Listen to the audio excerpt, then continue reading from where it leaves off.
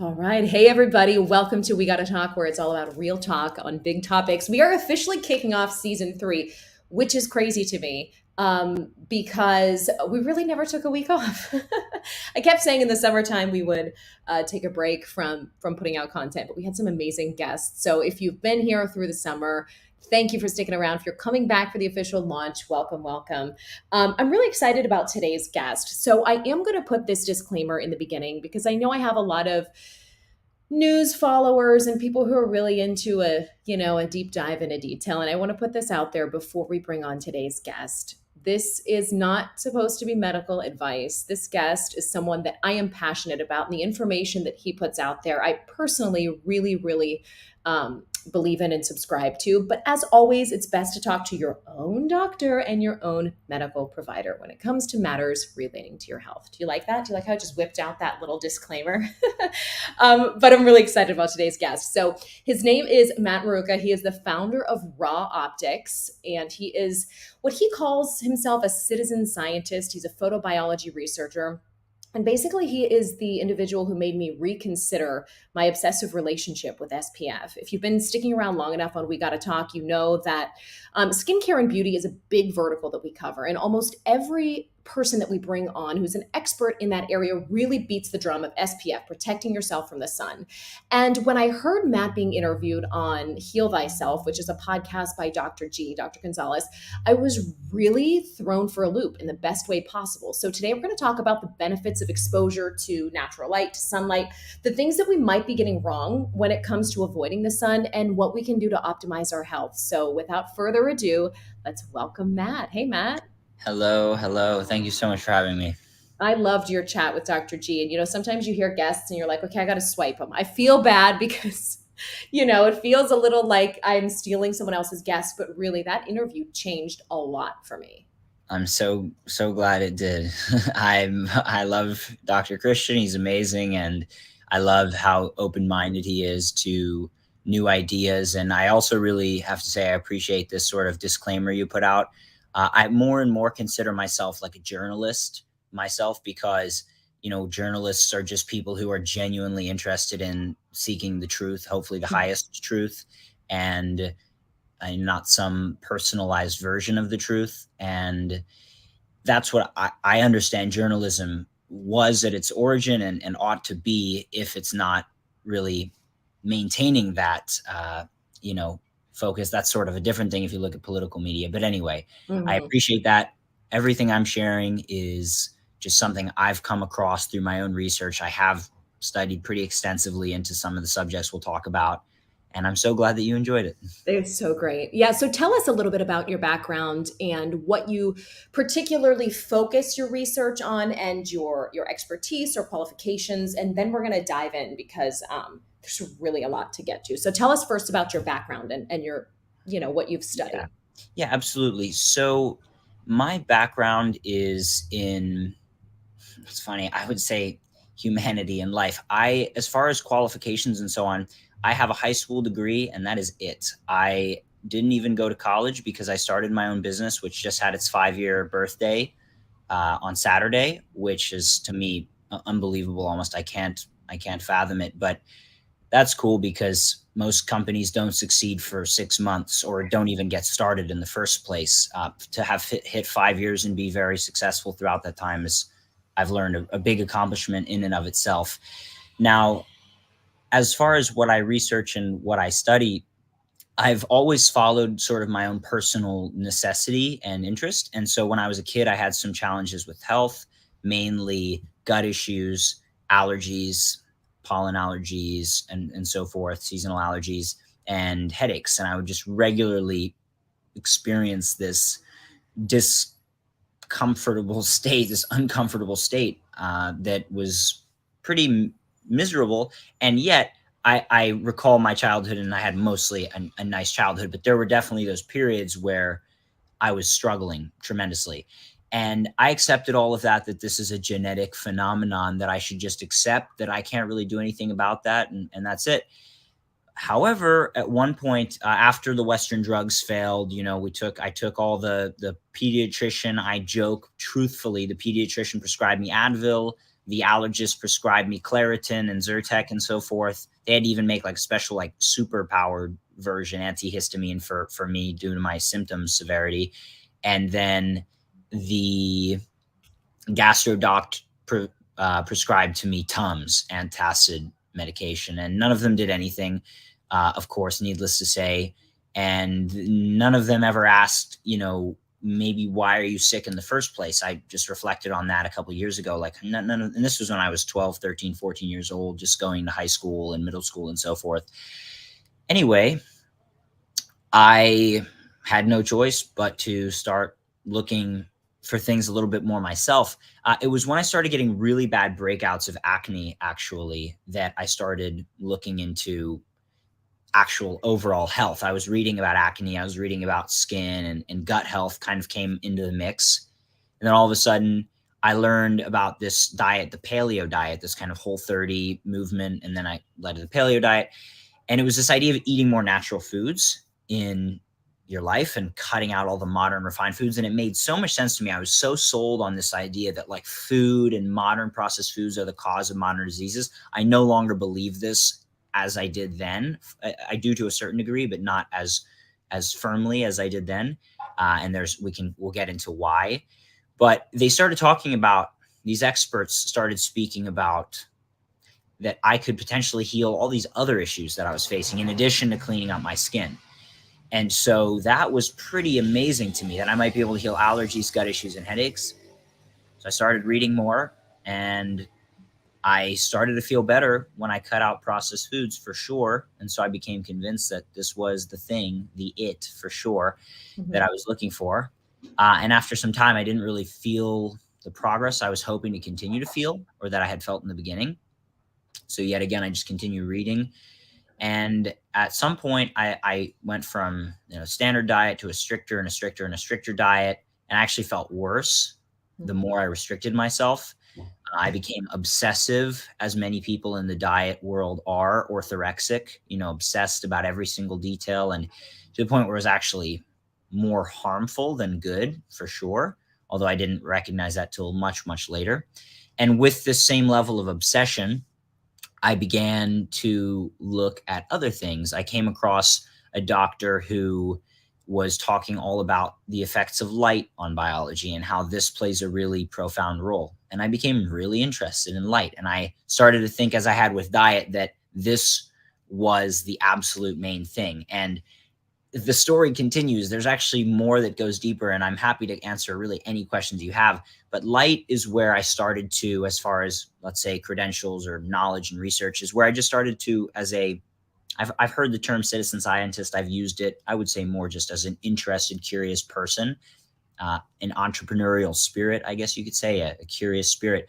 I just read everything I could, books about light, books about bioelectromagnetism, energy in living cells, things that were recommended by these bloggers and doctors and researchers I was following, and tying together all these different pieces that I was learning about.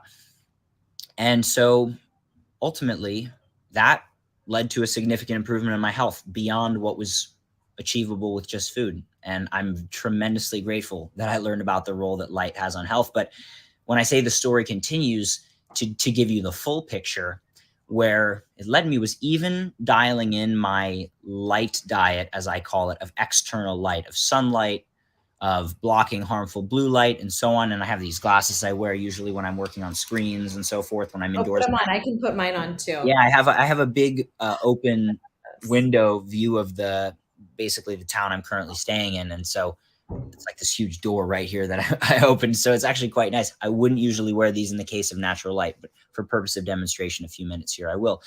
Anyway, this continued to culminate to where I was feeling better with light, and significantly better than just food, right? Like, it had a marked impact, and it taught me so much learning about light. But I was still struggling internally, mentally, in particular, even though a lot of my physical ailments had almost entirely disappeared. And I was just still asking the question, like, I thought I figured it out. It wasn't just about food, it was about light. But then it was clear it's not just about sunlight, getting more sunlight, although, again, we'll get into the subject and the importance of light.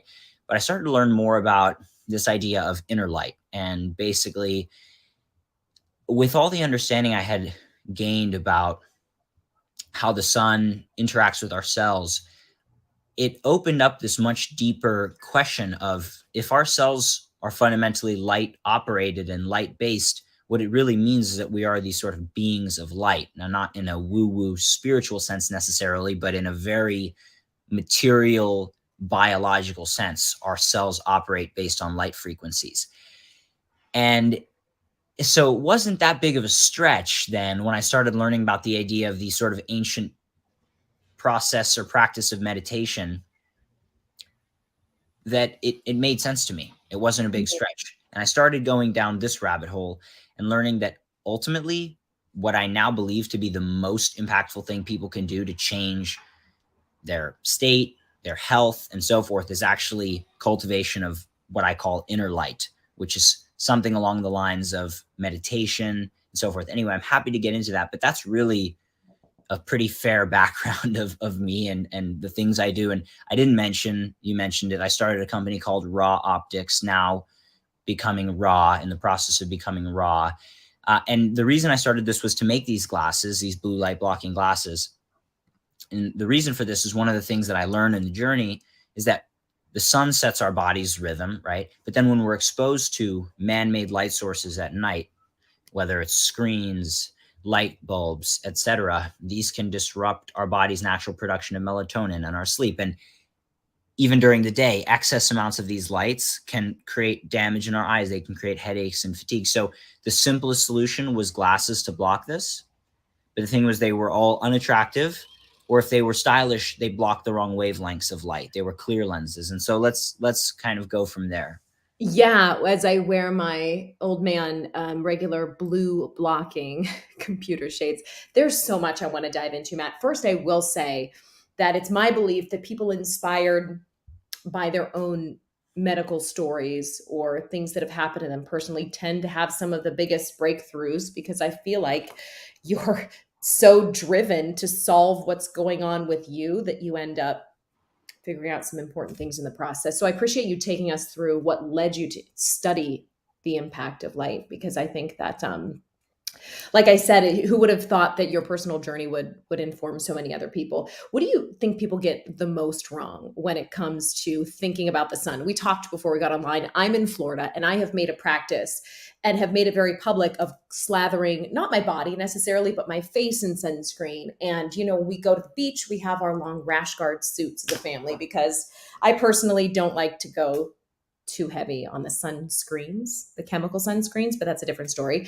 So Mhm. I've made a practice of avoiding the light, but I heard you do this interview and it made me completely rethink things. Tell me how to strike a balance, especially in a state like Florida where there is constant sunshine, between how much to expose myself to healthily and how much to cover myself up. Yeah, well, this is a great question. I appreciate you asking. So it's really uh, relevant to my recent learnings. Let's say, I used to think, based on the advice of some people I was following who are, let's say, more like extreme in this field, that I should go out and bathe myself in the sun for excessive amounts of hours, get really red or pink, and just like the more sun, the better. And I did this for a while, and ultimately necessarily it didn't have the benefits, just like with the food obsession that I that I had expected. Mhm. Now, again, there's many benefits to the sun, and throughout that time, I was doing podcasts still and sharing the benefits, and I believe that the core messages remain the same or very similar. However, there are definitely things that I would have to go modify. Everyone learns as they go. I think that's a natural good thing and progression. And one of the things I would modify, definitely, if I could go back and inform my younger self, would be that you don't need insane excessive amounts of sun, and more isn't always better, or at least more before burning isn't always better. There's never a recommendation to burn. It's always like, get as much as you can shy of burning, and charge up your battery. And so let's just walk through this. So first and foremost, to answer your question, what do most people get wrong when it comes to the sun? So I think the first thing that people get wrong if I can say this in this way, is a just lack of awareness about the sun and what it is. So, as far as we know, and I'm very, very skeptical of a lot of things that are generally taught and commonly accepted, because so many of them that I did believe have been proven wrong through further inquiry.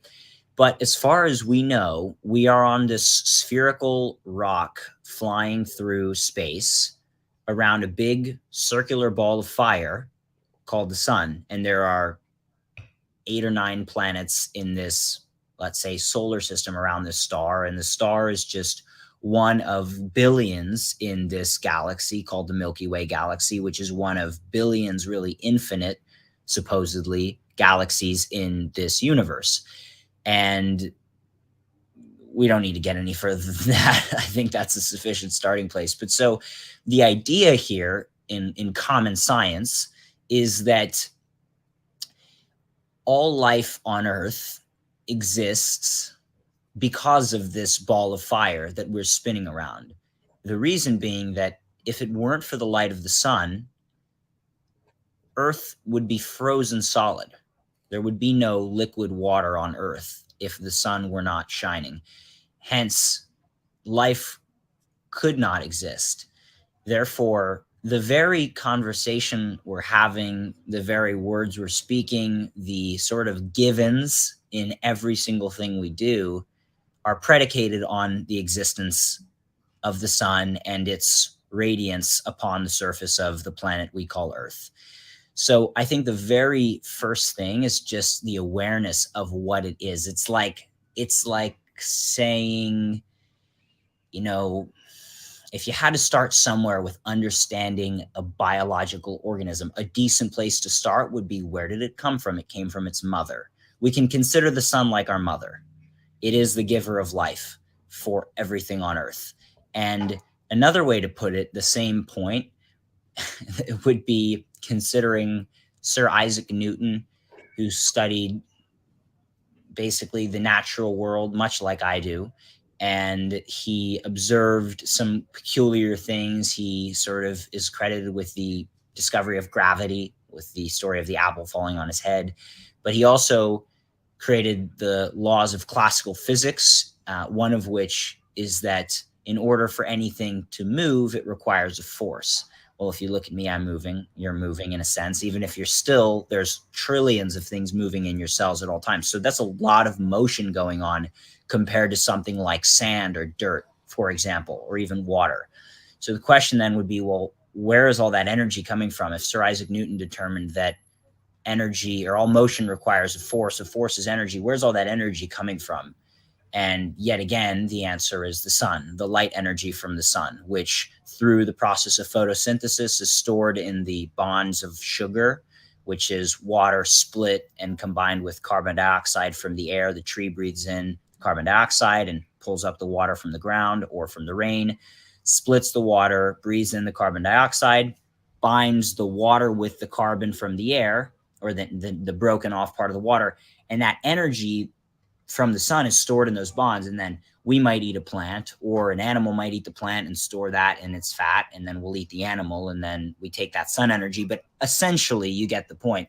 Mm. All of the energy for our conversation is coming from the sun. All of the energy for all of our thoughts, all of our words, all of the historical development of all of our words, all of the production of our houses, most of which are made of wood, which is also cellulose, which is a plant-based fiber from trees, which is, again, derived from the sun. So it's like so foundational to all things life. You can't say life without sun, essentially.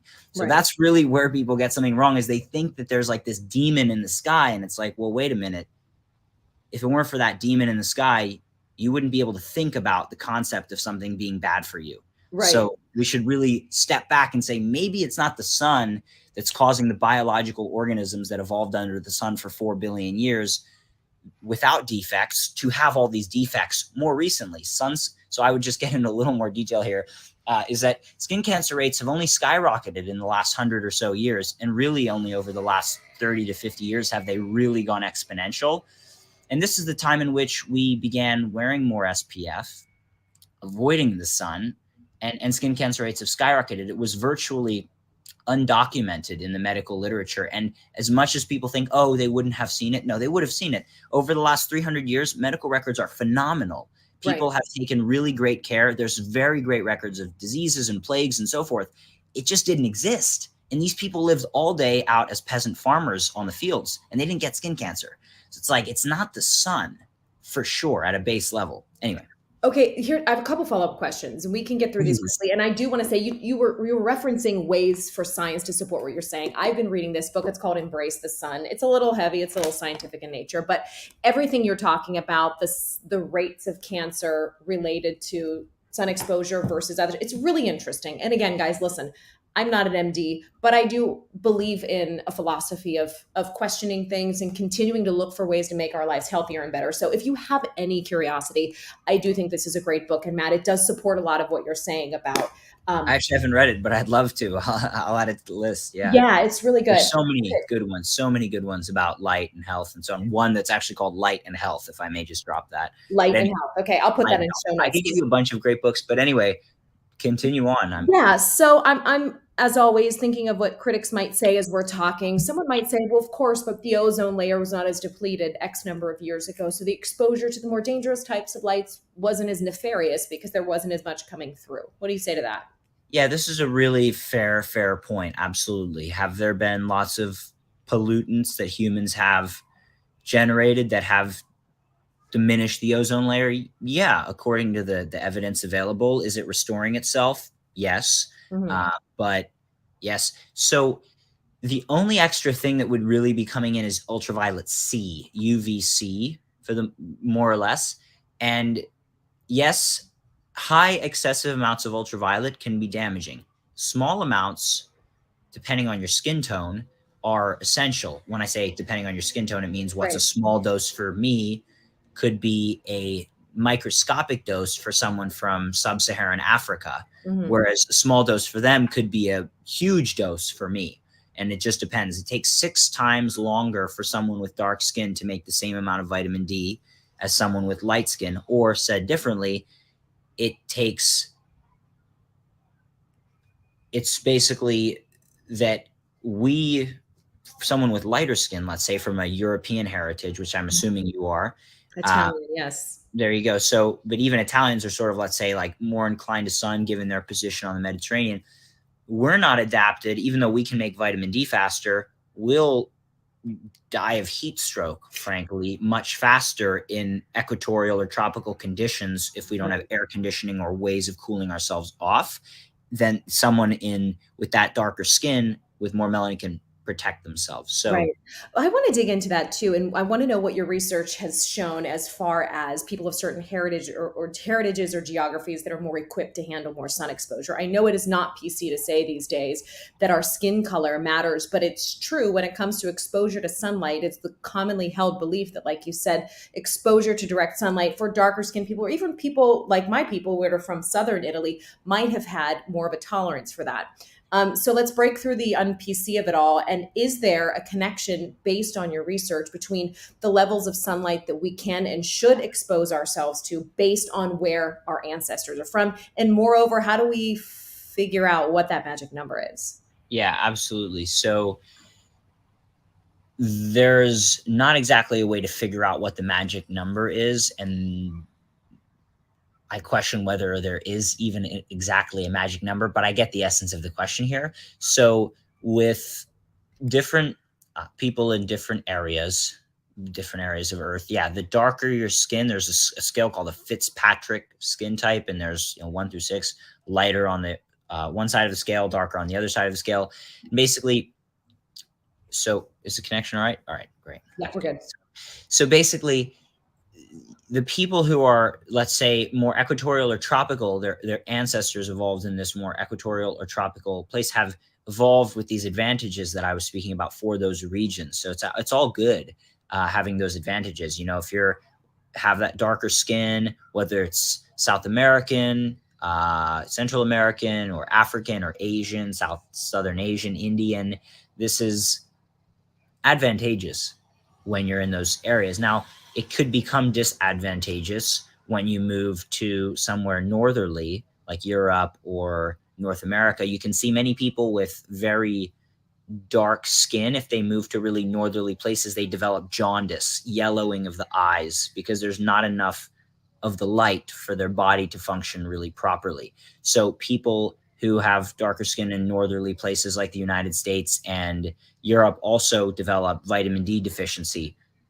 more quickly, because the whole population is vitamin D deficient, and the whole population is barely getting any sun. The people who, who have the darker skin, then those few minutes that they're outdoors between their car and the office and work and the shop and so on, that tiny amount of sun that is more readily utilized by someone with lighter skin if they're not wearing SPF and sunglasses, is totally, significantly less if someone has a more protection. So it's Hmm. just things people need to keep in mind when they're exposing themselves to sun. If you have darker skin, you just need more to get the same effect.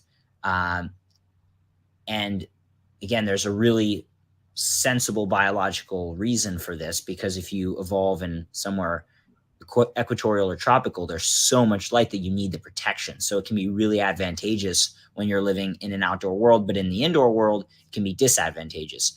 Now, that's just what the, let's say, anthropological or biological evidence of the matter has to say. So when people are looking for how much sun they need to be getting, Hmm. it just, again, it totally depends. Like, it depends on, I mean, I've listed out like the 10 factors before, but it depends on it depends on you. So with the individual, we could just run through a few. Like for me, it would depend on my skin tone, both my genetic disposition and my present tan. For example, like I might have a genetic disposition to be really dark, but at the moment I might not be. Or I might have a genetic disposition to be like not super tan at all, and no matter how much sun I get, I'm not going to get much more tan. That just depends on who you are. But so it's not just what your genes have, it's where your own tan is at that moment. Like for Hmm. example, I could sit in the sun all day, I'm not going to probably turn, you know black or have an African skin color. It's just most likely not going to happen. So these are different considerations. Like the more someone has a tan, the more sun in a way that they need to get the effect of the sun. So that's one factor internally. Another factor personally would be things like, are you fasted or not? Like when I'm fasted, I feel like a sun magnet. The sun feels amazing because, as I understand it, based on what I've studied, and there's probably more mechanisms that I'm not even fully aware of yet, but the blood isn't focused on digesting food when you're in a fasted state. It's flowing around doing its job, and therefore the blood, when we go in the sun, one of the first reactions is blood moves to the surface. Well, that's another interesting tidbit for, like you call them, the critics. If the sun's so bad for us, why does our blood flow to the skin Hmm. when we get in the More sun? Wouldn't exposed, it right? hide? Why is it trying to seek the sun like leaves of a plant? It wouldn't exactly compute if the sun were so horrible for us as Right. some have led to believe. And so, of course, heat dissipation is one big factor. And someone could say, oh, it's just to dissipate heat. But there Hmm. are pigments in the blood that absorb specific wavelengths of light. So we know that the blood is a light absorbing substance. It's designed really to absorb sunlight energy. Anyway, go ahead. So what happens then, scientifically speaking, when our skin is exposed to natural light? What are the mechanisms that are kicking into place? The main simple mechanism that anyone can really understand, even if they're not a scientist, is this synthesis or production of something called nitric oxide. I should say Mhm. release of nitric oxide. There's a lot of deeper physical things that are occurring because we're very physical organisms. So the sun literally causes increased flow of our blood because of the infrared light energy contained in the sun. It literally moves our liquids in our body faster. It Mhm. it expands the zone around our cell. It increases the what's called exclusion zone. That's just the scientific term, but really the term is fourth phase or structured water. It enhances the structuring of the water in our cells. So water Mhm. in cells isn't like water in this bottle. It's highly, highly organized based on the research of a doctor named Dr. Gerald Pollack out of the University of Washington. He has a phenomenal book called The Fourth Phase of Water that describes, and several other books on similar subjects that describe the basically function of, or the qualities of water in living organisms as opposed to in a glass. They call it bulk water when it's in a glass. And this infrared light energy from the sun, which actually is approximately 40% of all the light of the sun, almost half, is what causes water to become highly structured. It's all a little bit too coincidental if you look at it, like the very substance, water, that makes up what and who we are is specifically absorbing it. It specifically absorbs, just like all atoms and molecules absorb specific wavelengths of light. Water specifically absorbs infrared, which happens to be one of the largest portions of light that is put out by the sun. Mhm. Sometimes it blows my mind. Like I was raised atheist. I don't necessarily, I've never really thought of myself as someone interested in, I'm so I've never sorry. thought of myself, oh, no worries, no Sorry. worries. It's my Um, mom calling. Hold I, on, let me put on do not disturb. yeah, See, this no is what Italian people do. We pester each other all day It's long. all right. I love that. Okay, I'm there also we go. Italian. Maruca is from south of Italy. So, There you go. yeah, I'm with you. So, but I have the Irish, which is why I'm so light, uh, Okay. and so forth. So, basically, there's there's a lot of stuff going on here. The light hits the water. Water absorbs these specific wavelengths of infrared light. It causes the water around our cells to become more structured and organized, more efficiently conducting energy. I mean, it does a lot, like a lot, a lot.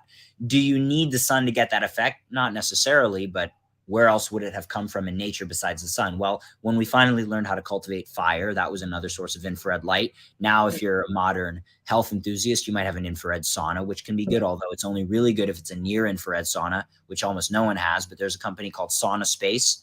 I interviewed the founder on my podcast, Mhm.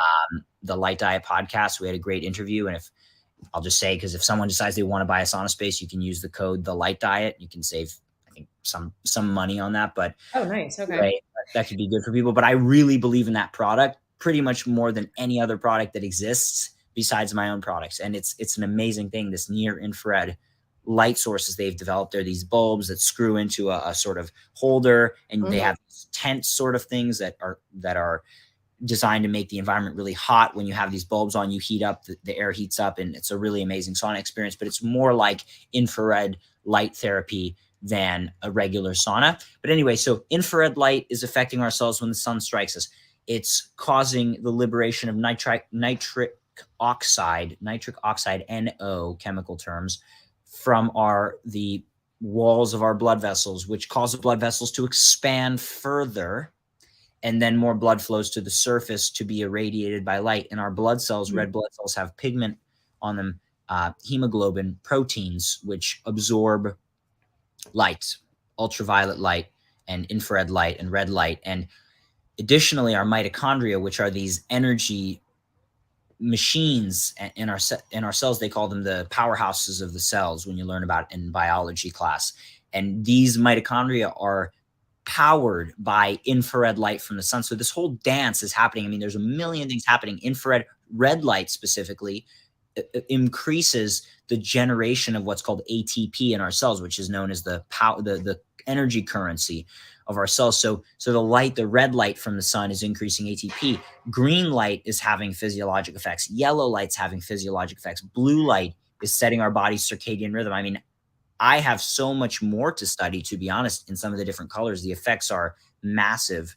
Mhm. Uh, there's so much. Ultraviolet is having all sorts of benefits, producing vitamin D. Like, as much as you look for, you will find when it comes to the Right. light of the sun. And the reason being that, and this is the simplest way to broad sweep it, like, I'm not here to try to convince someone of, can you tell me every single mechanism? No, to be honest, I can't. What I Right. can tell you is that every single atom in the universe, and this is how physics basically works, absorbs and re-emits different wavelengths, different types of light.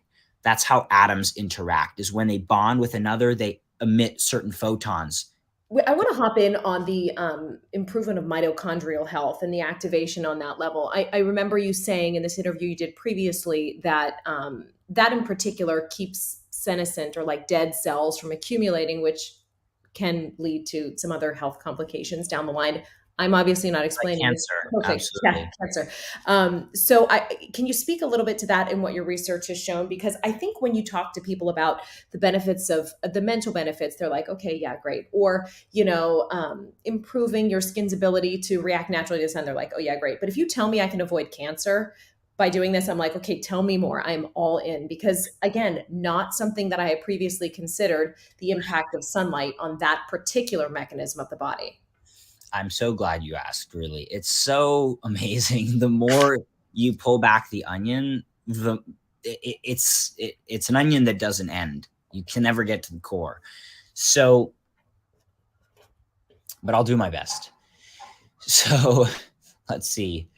Well, maybe I can answer that question and loop in what I was explaining before, and I'll answer it Mhm. through this explanation. So all atoms, and I'll know that that's where we want to circle back to. So all atoms and molecules in the universe, the way that physics works, the way that everything that we see, the seeing is the light that's bouncing off of stuff, and that is what it's you know absorbing and re-emitting or just blocking in the first place. And the way that physics works, the way that all these things we see, you could just look in front of you, look at me, I'm looking at a nice view of a town in Germany where I'm currently at the moment, find myself. And just all of the stuff we see, everything basically in the universe is composed of chemical bonds of atoms and things together, right? And that happens, that's mediated all by light, these processes. So certain atoms will react given a certain amount of energy in the environment. Certain atoms and molecules, they need a little more energy, which comes in the form of light photons that allow them to then react with things they wouldn't have reacted with in a different environment. Hence how life exists only in the presence of sunlight energy being available. And so the point being that, you study a certain compound, it will absorb, like we mentioned with water, it'll absorb infrared light.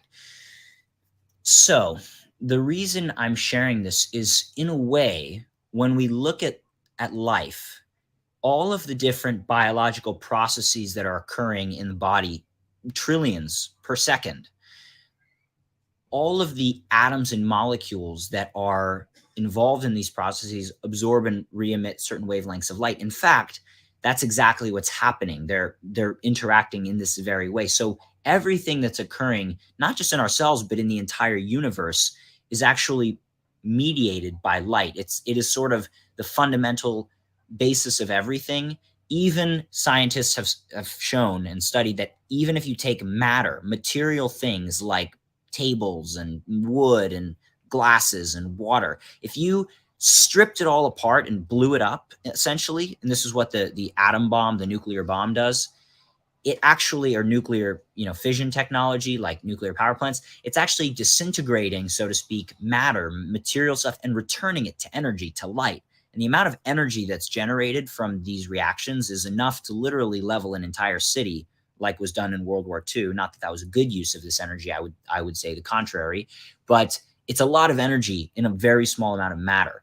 So everything's based on light. Anyway, getting to the question about cancer and how this could affect not just cancer but everything in our body. Well, since every single molecule and atom in our body is affected by certain wavelengths of light, what we can actually understand by studying evolution and the physics of organisms and the physics of how life works is that virtually every single biological process, as crazy as it may sound, is coordinated by certain wavelengths of light. So there's actually a wavelength of light which is coordinating and directing virtually every single process in biology. We are really beings of color, beings of light. And those wavelengths of light, of course, are coming from the sun. And so it's like you have certain wavelengths, for example, just really high level examples, blue light affecting our body's tracking of time and our body's natural rhythm, red light affecting the function of our mitochondria and their energy production, infrared light affecting how water works, and a lot more that we don't need to get into. But so when it comes to any disease, cancer included, but any disease, really what's happening in the case of any disease is that there's just some level of dysfunction in the body, right?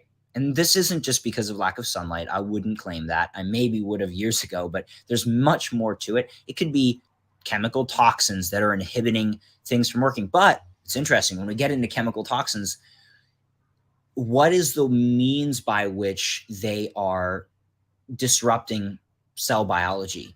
Typically, from what I've studied and what's been studied, they're inhibiting the cell's ability to utilize light properly. That's how chemical toxins disrupt cells. So you go back layer by layer by layer to the lowest, the deepest level you can find, and it all seems to go back to light almost 100% of the time. So chemical toxins can be an issue. Harmful food. But again, when we talk about food, what is food? It's crystallized light energy, right? So when you're eating quality fresh fruits and vegetables or quality food, whatever someone, I don't want to talk about food because people get so dogmatic about it. Like if I say fruits and vegetables and someone's a keto carnivore, then they're going to say, oh, well, no. So just whatever your ideal version of food is, whether you think it's steaks or fresh fruits and vegetables, whatever you think the best food is, we can put that one aside. Just think of your highest version of food, and that being the highest form of stored light energy. Now, I have perspectives about what that is, but we can talk about that a different time. The quality of good or bad food really is the difference in the quality of the light stored in the food, and hence why refined processed food is lifeless and generally just not good, versus something fresh and more life-containing can be more beneficial.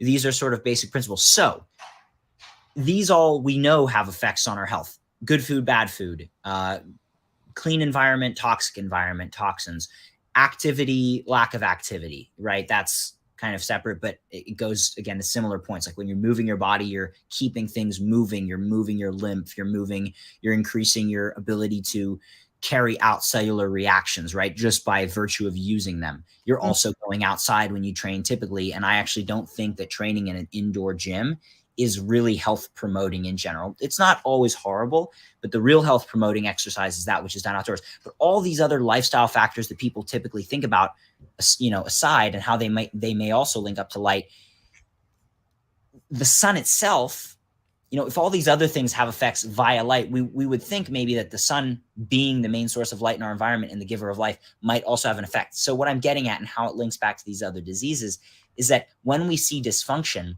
we're considering all these other factors, but people are considering that the very thing that provided energy for life before we even consumed food, before food was even a concept in evolution, consuming other organisms to take the work that they've essentially done and use it to create a more advanced and developed organism in a shorter period of time. That's kind of what food is.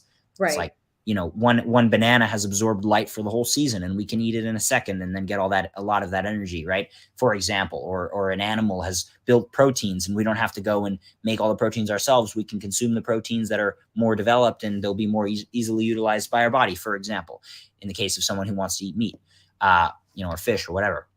So at the core, though, light was still there first, and our biology is still based on light. So when you take away the light, if you just took yourself out of the sun completely, like most people are now, about 92% of life is indoors, 86 or so percent indoors, and 6 or so percent in car, according to US government data. Like, you've basically disconnected yourself from your charger. Like, you've unplugged your computer. Like, my computer can only run for so long when it's not plugged into the charger. Right. And eventually it's going to die. Now, humans are very adaptable creatures. It's a very beautiful thing. We have the capability to actually survive on our secondary fuel source, which is food, for an entire life. But I say survive very intentionally, because there's nothing to do with living and thriving. People can survive on food for an entire life, but they cannot thrive on food for an entire life. The only way you can thrive as a human organism is on light, because that is what gives us life. And to thrive is to be full of life. And light and life, they're so similar in their sound that I haven't actually researched as I'm going to. Their etymology must be identical. But anyway, that is how cancer and all these diseases can manifest, because you take yourself out of the sun, the organism's going to collapse on every level. And cancer is just one. But in fact, I would go as far as saying it, and really the evidence supports this. In fact, there's meta-analyses, long-term studies on large populations, 500 plus Swedish women studied for decades, that showed, and I linked this because there was a lot of haters, let's say, after the Dr. Gonzalez interview, but not a lot actually. To give credit to the goodness of humanity, very few by percentage. But and I love people who are skeptical and want to know the science and want to study, but people who are just negative for negativity's sake, it's just a little depressing. But that's it. We can move beyond that, right? So anyway, the study actually showed that of all the factors they looked at, and they looked at like everything, the main things you would look at for human health, different factors, their food, their relationships, all the different things you would consider. And the single biggest factor that struck them in its significance was the groups that either avoided sunlight, or there's groups that avoided sunlight and actively sought out sunlight exposure. And the groups that actively sought out the sun had basically less than half of the risk of death from all causes, every disease, compared to the groups that actively avoided the sun. And so it's like, Right. whoa, including skin cancer, by the way. Right. Yeah. To go back to this book, and I think the common sort of refrain or rebuttal a lot of people have when they hear this, and I've interviewed plenty of dermatologists, and I don't want to ever like for people to listen and say, okay, Sunny, on one podcast, you're interviewing this dermatologist and she's talking about how important SPF is for wrinkle prevention and for overall skin cancer prevention. And then on the other hand, but as with many things in life, and I feel like this is the space we really occupy on We Gotta Talk, we find this middle ground where there are benefits to both of those practices, but with what you do in particular, I do think the conversation needs to happen a little more because we have really been conditioned lately to just discard this immediately as, potentially dangerous or something you don't want to do. So that's why I'm really glad to sort of just bring this conversation to light. But I just wanted to clarify that because I do think people are probably like, okay, you talk to all these, like I said, medical experts who are saying the sun is nothing but dangerous. So how are you going to, say that you have to go sunbathe? I've been joking, Matt, that, the movie, There's Something About Mary. Remember Magda, the character? I don't know. You might be too young. I haven't seen the movie. No, I'm not familiar. You're so young. Anyway, she's this old woman. She lives in Florida and she's brown. She's like a paper bag. And she's a character in the movie that's forever living in the sun. So I call them my Magda moments now. I go out and deliberately, I spend time in the sun. I have noticed such an increase in energy, even mental clarity when I come back inside after those episodes. And so I've become, much more interested in learning the reason why. So yeah, everything in you is working better, and that's basically why. And the second thing I would say is that you use, maybe deliberately, maybe not, the idea of bringing this conversation to light, and I'll just leave it at that. Yeah, I love that. Love the play on words. Okay, well, walk us through, and I know you only have a few minutes left, and we're booked for an hour, but I wanted to walk through. Actually, just I have some more time, so whatever, as long as you want to speak, I can answer more questions. So I'm Perfect. good. Okay, we're going to get about 2 or 3 more questions in. Yeah. What can people do? And just very briefly, tell us an example of a schedule where we can get some of the benefits of exposure to natural light without going overboard on the sunspots, the wrinkles, the potential sunburn. Like walk us through a normal day, going outside from the early morning light through midday and evening. Just give us. Absolutely. So at the simplest level, and I work with one of the top light researchers, photobiologists in the entire world, which is actually part of why I'm in Germany at the moment. But and I learn directly from, let's say, the best. So these are a lot of tips from people who have studied this their entire life, which is much longer than my life so far, just their study time. Anyway, he in particular says, his name's Dr. Alexander Wunsch. People can search him up. He has great videos, lectures at universities and so forth. W-U-N-S-C-H, W-U-N-S-C-H, Wunsch. And he said that, in his opinion, the best time for people who are concerned about this is to go out in the middle of the day when the sun is the strongest. Why? Because you can get the maximum amount of vitamin D production and of the other benefits of the sun in the shortest period of time, the shortest overall duration of exposure. Can excess constant sun exposure cause aging of the skin? Yes, for sure. If you're eating a healthy diet and you're living a healthy lifestyle, you're taking care of your stress, you're taking care of these things, can it do less of this? Absolutely. And that's also very important stuff to look at. And people are often inclined to look away from that stuff, but that all plays a really big role. There are many people I've spoken with and met who they talk and they say, "Oh my gosh, this makes sense to me. I've been in the sun my whole life, surfing in Hawaii, wherever, Mexico, Costa Rica, California, Florida, and I feel so good. I'm so healthy. I never needed glasses. I never wore sunglasses. I never got cataracts. I never got a disease." And they're older people. They're healthy. They're in 60s, 70s, 50s when people are getting heart attacks and stuff. Normal indoor, office desk worker people are having heart attacks left and right. The people who are out in the sun are not, because their hearts work better because they're in the sun. For example. So this is the recommendation is, if you're really concerned, just go out in the middle of the day when the sun's the strongest. So between 11 and 1, as the closer you get into winter, the tighter that window gets when the sun is the strongest. The further you get into summer, the sun could be considered quote unquote strong. Like, for example, the strongest in the middle of the winter in somewhere like, let's say New York, the strongest sun in the middle of the winter is hardly as strong as 9 a.m. sun in the summer in New York City, because the sun's angle changes so much, and the angle is what affects how much ultraviolet light is present in the sun. So what, and the overall intensity and so forth, but the proportion of ultraviolet that people consider to be damaging and so forth, which also has benefits. So that being said, what I would recommend at the basic level, for it sounds like maybe a skeptical audience or person who just wants to feel something and see if it's the real deal, they want to dip their toe in. So go out in the morning. I'd say 10 to 15 minutes as early as possible, ideally sunrise. If you have a clean horizon in Florida, I'd get out to the sunrise and sunset if you're in Florida, because then you have both. Typically, if you're on either side of Florida, you could go to the bay on the other side of the island or wherever you are and see the sunrise and then see the sunset, and vice versa. But anywhere in the country, even if you're in the forest, where I grew up in the suburbs of Philly, very hard to find the sunrise. I would look forever and I couldn't find a clear horizon. And so you just get it when it's a little bit higher, or you just go out when it's coming up and look at the sky, right? Try to get the light when the rays come through the trees or over the building next door or whatever. So 10 to 15 minutes really is sufficient to set the body's clock. Even less, 5 minutes could be enough, but I try to go with 10 to 15 minutes. What I do when I have, especially when I have an easy opportunity like this door, that I have this beautiful balcony and this door looking out on this town, and the sun happens to rise kind of right over to the right side, to the east. So I just open the door when I'm up in my room early in the morning and just let the light flood in, because for hours, I'm not directly in it necessarily. Anyway, so that's a morning thing. Midday, I would recommend people go out for, it totally varies based on your skin tone, but 10 to 15 minutes on each side of their body. Again, if you're super pale, I wouldn't do 10 to 15 minutes on each side of your body. I would do like 2 to 3 minutes, especially if it's the summer, on each side of your body, if you're really pale.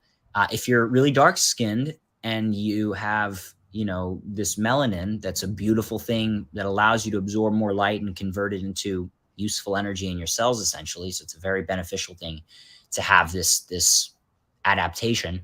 You'd probably want to stay out longer. You'd want to have your minimum be 5 to 10 minutes, more like. Okay, so we have the 10 to 15 minutes of direct sunlight at sunrise and sunset, and then the midday was, remind us? I would say like 10 to 15 minutes on each side of your body. But again, that's such a broad thing. Like for someone who's really pale, start with 1 to 2 minutes on each side of their body. And if someone who has darker skin, just at a base level, might need 5 or 6 minutes to start, based on the number of, from the lightest white skin to the darkest dark skin, you have 6 times difference in vitamin D production. So whatever I say for someone who's really pale, which might be 30 seconds to 1 minute on each side, even less potentially, you multiply that by 6 for someone who's the darkest skin, and kind of put yourself in the middle depending on your skin type. So those are some ideas that someone could follow if they wanted to expose themselves.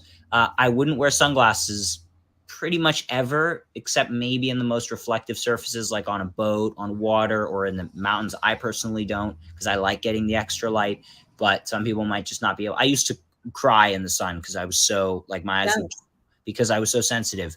But just going out more and getting the morning light is not an issue anymore. I can be in Costa Rica in the hottest sun and have very minimal issue.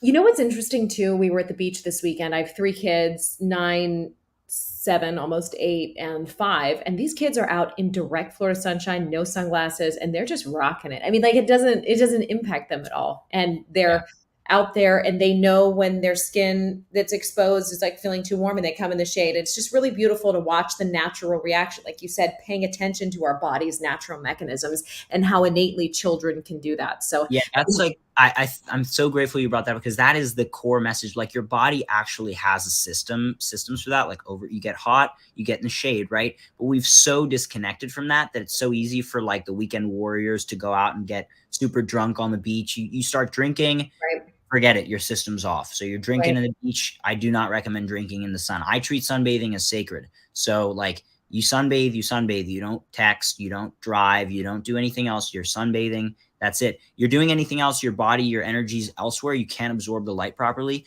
So drinking, all bets are off. You're wearing sunglasses, all bets are off. Because why? Because when the light comes through the eye, it produces the hormone in the brain called alpha melanocyte stimulating hormone, which, as it says in the name, melanocytes are the cells in the skin that make melanin. And this is the hormone produced in the brain via the stimulus of light on the eye that signals all the skin in the body. We're like chameleons. They change their skin tone based on the light that's hitting their eye, not their Right. skin. So if you Oh, put a chameleon on a fully black surface, but only let its eyes see white, it'll turn white, not black, even though black's behind it. that's where it's getting its signals from, is the eyes. Exactly. And that's like us. Cover your eyes with sunglasses, and all of a sudden your brain thinks you're in a dark room, and you're not making the protection in your skin. So you're disposing yourself to skin cancer and aging and all the problems. It's like the body's really intelligent. It's really Right. intelligent. Okay, this will be my final question because I do have to go after this. But Yeah, of course. we're vain people here on We Gotta Talk. I'm approaching 41. Mama wants to keep a smooth face. Can we keep wearing SPF on the face only, the neck, the décolleté, and still get the benefits, or do we need to go SPF free on all parts of the body in order to most maximize our benefits? Yeah. Well, such a really great question again. And I'll try to answer this as simply and directly as possible. So, there's nothing wrong with being an aesthete, I would say. A friend of mine introduced this word to me, actually a Russian friend. Aesthete is someone who's interested in beauty and aesthetic things. And I think that's something very admirable, to see beauty in nature. And I've been going to beautiful museums in Holland recently, and Van Gogh, and these people saw amazing beauty. And I think there's something really, really valuable about that. I consider myself the same, and I don't want to be wrinkled. And I noticed that years of excess sun exposure, I affected my skin, and I'm working on repairing it, let's say, with more of the red and infrared side of the spectrum and less of the ultraviolet, but I'll still go out in the middle of the day.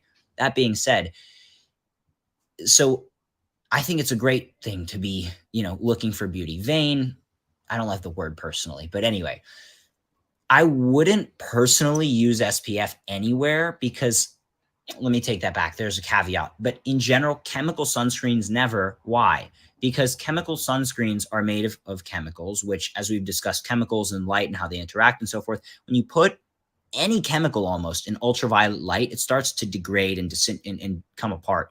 And so chemicals often become really harmful for the body when they're irradiated by ultraviolet light. Like, even a stable chemical, why harmful? We can make it really simple. Because ultraviolet light's high energy, it breaks chemical bonds apart. And then chemicals, those are loose chemicals, they're looking to fill their chemical bonds, and they go into the body and wreak havoc by stealing electrons from different places to satisfy their bonds. That's essentially what happens when you put any kind of chemical really under high intensity ultraviolet light.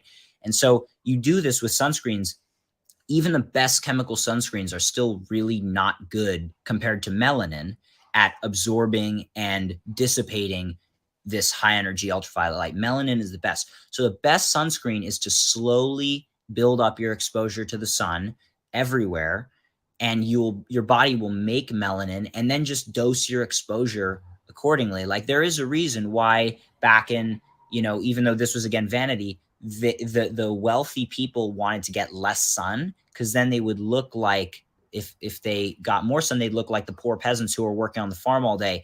And having that excess exposure isn't great. But then the wealthy people were the ones who got all the diseases and sick. True. Yep. So there's a balance that has to be struck in the middle. So I would say I wouldn't wear SPF, except I surf. And when I surf, I'm getting huge amounts of sun that I might not want to get. So I'll cover my face in zinc oxide, a sunscreen Mhm. called Honda.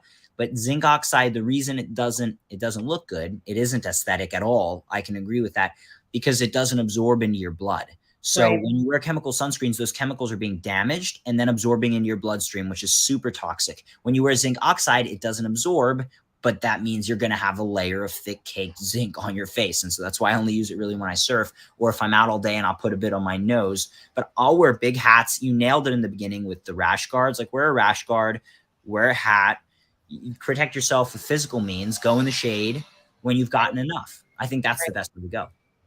Well, Matt, I am so grateful for you spending some time with me today. I have to scoot. I know that your social media is very active. You mentioned your podcast, which is called The Light Diet. Can you tell us where we can connect with you if people are interested in checking out Raw Optics or anything else that you're doing? Absolutely. So if people want the other side of the equation, protecting from the bad light, which there's actually a lot less controversy about, thankfully, let's say, they can go to rawoptics.com. As I mentioned in the beginning, we're transitioning to raw, and we're going to be it's a light therapy company. We make blue light protection eyewear at the moment, but we're working on really advanced light therapy devices, which can help those aesthetes among us. Again, I won't use the term vain, who want to look good. And we can use the red light and the different colors that we're going to be allowing people to utilize for all sorts of different benefits in their biology.